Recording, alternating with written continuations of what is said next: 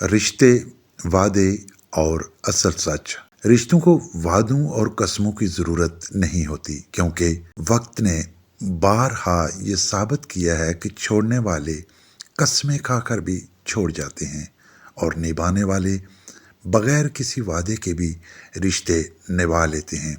اصل مسئلہ الفاظ کا نہیں، نیت کا ہوتا ہے۔ ہم ایک ایسے دور میں سانس لے رہے ہیں جہاں زبان پر سچ اور دل میں مفاد بسیرا کر چکا ہے۔ لوگ رشتوں کو مضبوط کرنے کے لیے بڑی بڑی باتیں، لمبی قسمیں اور جذباتی وعدے کرتے ہیں، مگر جب آزمائش کا وقت آتا ہے تو یہی وعدے بے وزن کاغذ ثابت ہوتے ہیں، کیونکہ وعدے زبان نبھاتی ہے، رشتے کردار نبھاتا ہے۔ حقیقی رشتے شور نہیں کرتے، وہ خاموشی سے ساتھ دیتے ہیں، مشکل میں کندھا بن جاتے ہیں اور وقت کے تھپیڑوں کے سامنے ڈٹ کر کھڑے رہتے ہیں۔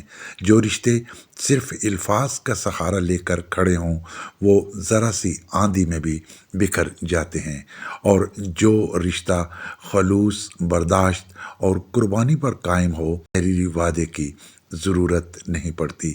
یہ بھی ایک تلخ حقیقت ہے کہ کچھ لوگ وعدوں کو ڈھال بنا کر اپنے ضمیر کو مطمئن کرتے ہیں۔ وہ کہتے ہیں کہ ہم نے تو قسم کھائی تھی، وعدہ کیا تھا، مگر حالات بدل گئے۔ اصل میں حالات نہیں بدلتے، ترجیحات بدلتی ہیں۔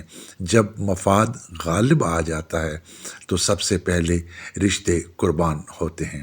نبھانے والے لوگ کم گو ہوتے ہیں۔ وہ نہ ہر کسی کی بات پر قسم کھاتے ہیں اور نہ ہر لمحہ یقین دہانی کرواتے ہیں۔ ان کا عمل ان کی پہچان بن جاتا ہے۔ وہ موجودگی میں احساس دلاتے ہیں، الفاظ سے نہیں۔